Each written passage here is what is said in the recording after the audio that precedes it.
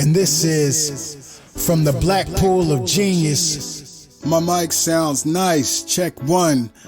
Peace, everyone. I'm your host, Sirius One, and this is From the Black Pool of Genius. And today's show is going to be a topic that I hate to dig into, only for the fact that I felt like I've touched on it before. I probably haven't released that show yet, but it's a topic that I think that people like to glaze over. And what is that? The transatlantic slave trade and the role that Africans played in enslaving other Africans, and who should be held accountable. Now, this show is directly related to a show by Attorney Dennis Spurling, who I actually like to listen to and watch, and think that provides very valuable information and insight, and pretty much thoughts on the current state of black men in America, black people, and solutions that we may want to take on. But I found his show on soft targets, aka African nations, for reparations to be egregious and to be very glossed over, to be historically inaccurate, and overall inept in a solution for reparations for us. And without belaboring the point, let's get right into it. So the topic of the show was, everybody needs to pay reparations to us, and we need to target these soft targets, which are African nations. And I would first say, number one, it's historically inaccurate to say that, these African nations are created by people that gain inheritance from the slave trade. That's completely and utterly false.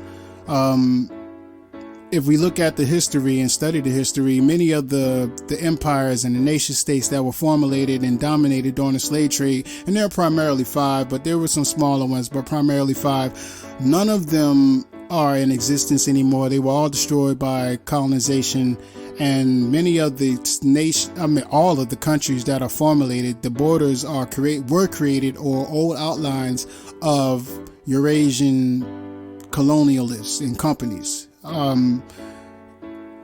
Damn near every country is the former outline of what the colonial outline was. So modern day Ghana, the outline is the outline of what was the Gold Coast. Nigeria's outline of what was British West Africa, or whatever they called it, so on and so forth. So to sit there and say, these nations are soft targets and they need to pay, is egregious. I mean, the Dahomey Empire was responsible for selling off a lot of African people. Majority of those people were Fon, but they were a collaboration of other different ethnic groups. The Dahomey Empire was destroyed. The Aro Confederation, which was a collaboration of different Igbo groups, it was destroyed. The Hausa and Fulani groups that are in northern Nigeria currently, and some other Fulani groups, but mainly in northern Nigeria, that caliphate doesn't exist anymore. In fact, one side was played versus the other. Different groups were played against the other, the south versus the north, the east versus the west, for the benefit of Eurasians. Islam versus Christianity, or Islam versus traditional African spirituality systems, to the benefit of Eurasians. And I'll get into that a little bit later. So to sit there and say that these African nations are soft targets is erroneous, short-sighted, and missing the mark. Wouldn't a soft target be the Catholic Church? I mean, it's very small. I mean, they might be rich and, well known, but it's a very small organization that was literally the first corporation to say, don't enslave the indigenous Americans, enslave those Africans. They don't believe in Christianity. Go enslave them. The Papal Bull, remember that? The Christian churches that were built inside of these slave dungeons, on top of the male dungeons, especially in Ghana, to show some type of dominance of their God over the African. But we're going to get into religion in a little bit. There's so much to get into, so I don't want to belabor the point. Let's break down, and you totally ignored and didn't get into what caused the infighting that caused the continent to be ripe for enslavement. So we're going to break it down real quick. We're just going to look at West and Central Africa, even though there was conflicts that was going on in Southern Africa. We look at Shaka, Zulu, or the Zulu. We could look at Eastern Africa with the Zanjid rebellions and revolutions and empires and things like that. But we're just going to look at West and Central Africa, primarily Songhai and Congo and Dongo empires. So, Songhai Empire, a lot of people don't know. I say the last time African people as a collective had a dominance on the economic, intellectual, and cultural, well, not cultural, but economic and intellectual dominance of the planet. And it wasn't from a place of military might. It was from a place of actually owning our resources and controlling the methods of trade, because the trade routes pretty much started where the resources were drawn out of the ground or created, which was in Western Africa. So the Songhai Empire was the preeminent empire, the last pretty much walk in the sun our people have had as far as global dominance. But there was infighting, there was political strife. There goes that thing, infighting again. What do I mean by infighting? There might be a ruler that came about, but somebody thinks that they don't rule correctly, or they're not practicing Islam correctly, and there goes religion playing the divisive role again. So they were overthrown, or they mysteriously died, and then someone else will become the ruler. But somebody thinks, oh, they don't deserve to be ruler, or they're too young, or they're not politically astute enough, so they were exiled or killed or mysteriously died. So this caused political instability with the empire, the Songhai Empire. Then you had the conflict of religion. Now, cue the Moorish Empire, and all my Moorish brothers love to talk about the Moors, but the Moorish Empire collaborated with the British Crown, British mercenaries who had arms, and the Spanish Crown and Spanish mercenaries who had arms in the Battle of Tombiti, 1591. Please look it up. Tombiti, Tonbidi. I want to say, if I'm spelling it correctly. And they pretty much invaded the already internally conflicted empire of Songhai and destroyed it. The empire was destroyed. That means all the trade routes, all the gold, all the salt, all the intellectual, property. A lot of things were burnt down. Schools, colleges, scholars were stolen, killed, and shipped off. And many of the people began to flee, which was the Sahel region of modern day Africa. And we're talking about an empire that was roughly the size of Europe.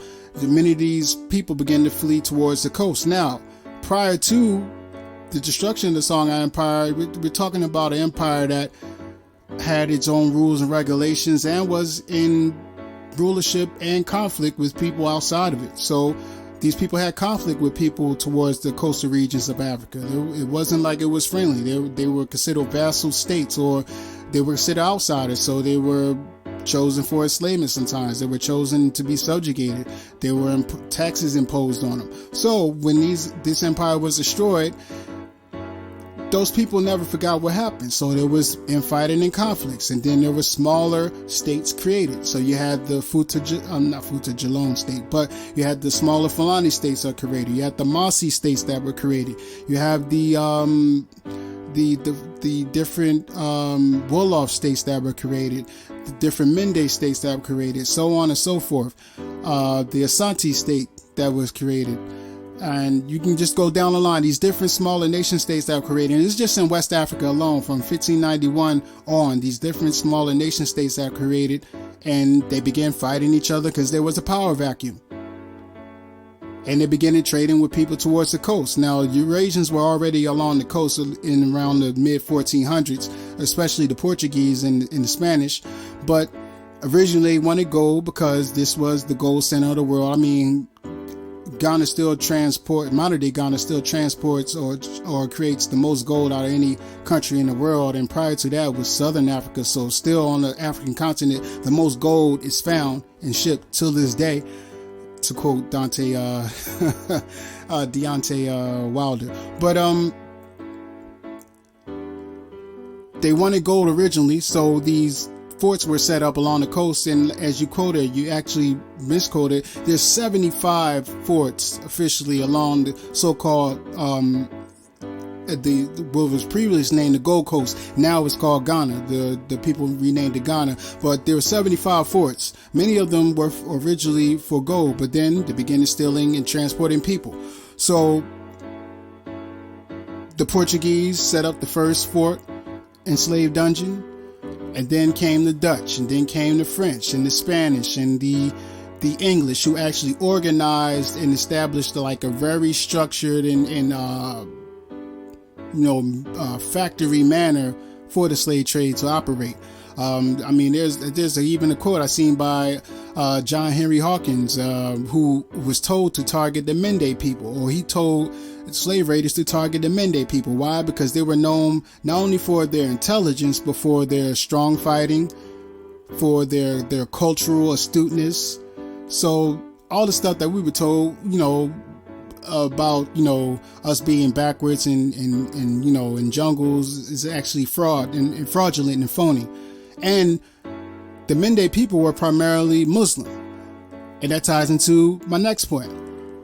The first people that were targeted were Muslim, and let me get into that a little bit later, because I didn't even touch on Central Africa. So quickly, what happened in Central Africa? That means primarily Congo and Ndongo, which is currently Angola. You have King Mvimba, or he changed his name to Alfonso to show favor to the Portuguese, and he converted to Catholicism. He could begin converting his people to Catholicism, especially his family and nobles and things like that. And he began to, and the Portuguese said, we'll take your people, we'll turn them into priests and physicians, and we'll train them in our institutions, and we'll raise them up right and bring them back. So when he began to send his people off and they never came back, he was wondering, okay, he would write letters to the king of Portugal, which escapes my mind at the time, but it's not relevant. So he would write letters and say, hey, I'm paraphrasing, are you going to send my people back? I sent them off to be trained by you, and I hope they're treated well. Please send them back. And he would get the runaround, and they would never come back. And then he began to realize, oh, okay, y'all are stealing our people and pretty much enslaving them and never bringing them back. So he was strict. And even though he did participate in the slave trade in other ways, because he would trade his enemies in different vassal states and places like that, he began to realize, oh, wait a minute, I'm being had by the Portuguese. These people are actually coming in, not only stealing, I'm selling them my enemies, but they're stealing my people and my nobles. And he even, to paraphrase, he said, we're being depopulated. You need to stop. So he was strict, King Mvimba, also known as Alfonso.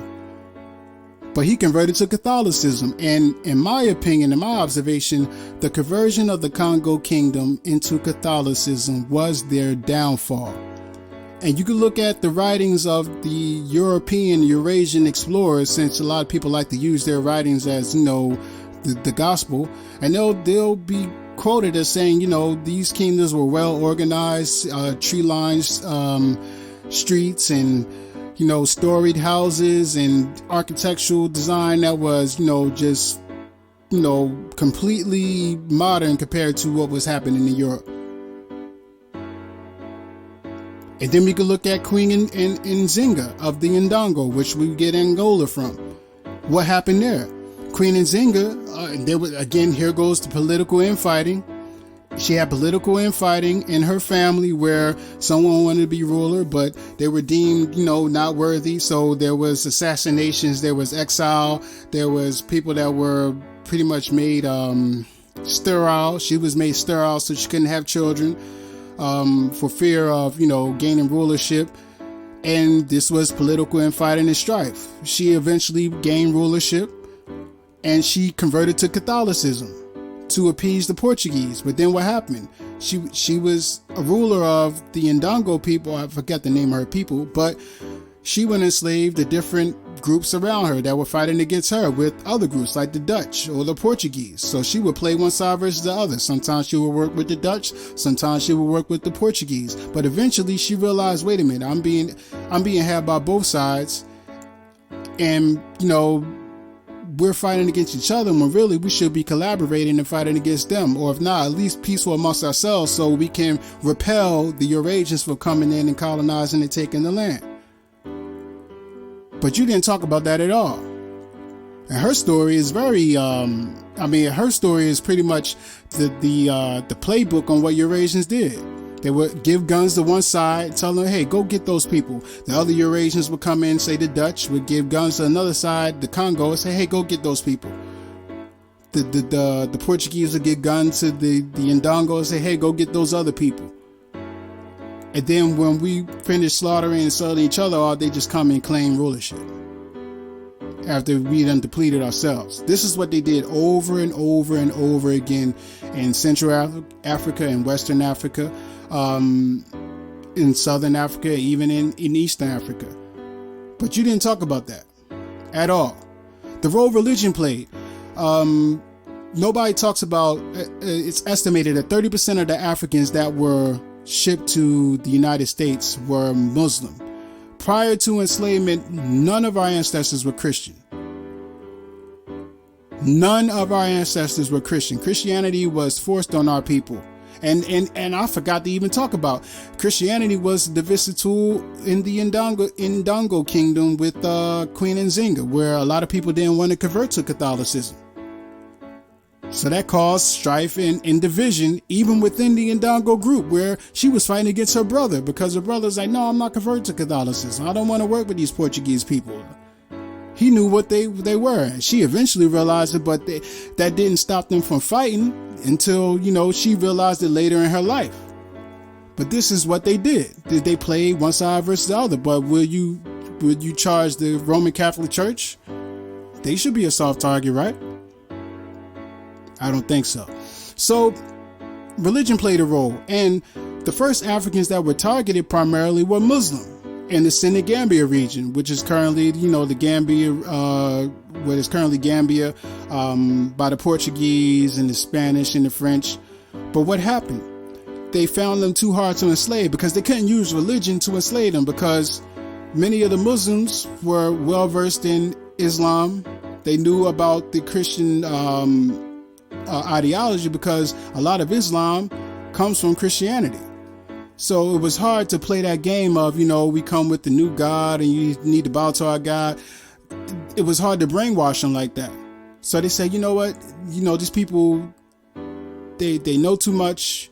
They're not tricked by our Christian game.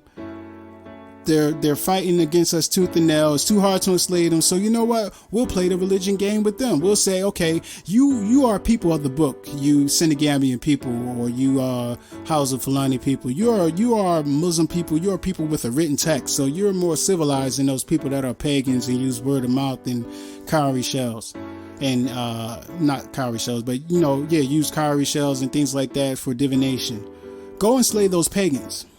You didn't even touch on how the Eurasians, primarily the British and the Portuguese, destabilized the economies of West African countries and empires by accumulating as many cowrie shells as possible and flooding their markets. So they would use another form of currency so that their markets wouldn't be destabilized, such as Manila. And they would introduce that, the Eurasians would introduce that. You didn't talk about market manipulation and economy manipulation, another divisive tool that they use to play one side versus the other. And we're talking about multiple ethnic groups in Africa. Again, we are the most diverse people on the planet. We're talking about hundreds of ethnic groups. Hundreds of ethnic groups. If we want to be modest, we could say several dozen ethnic groups. In West Africa alone, we're not even touching Central Africa. So we're talking about hundreds of different ethnic groups fighting, clashing, different empires forming. There was only 5 to 6 primary empires that were primary slave raiders. But you didn't touch on that at all. And the role that they use religion. And I don't want to belabor that point because I think I made it very clear how religion was used. So they say, y'all Muslim people, go get those heathens. Let's talk about the people that fought back. I talked about Queen Nzinga. I talked about King Mvemba. both in Central Africa. Nobody talks about King Bonsu II of what is modern day Ghana. He was a hunter, and he fought against the I want to say the Dutch. I believe so.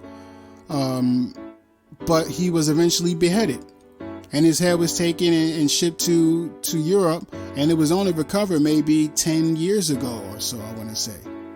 His head was preserved in a jar, and it was only recovered 10 years ago. But he fought against enslavement, and he was in what is modern day Ghana. So can you hold the whole nation of Ghana accountable?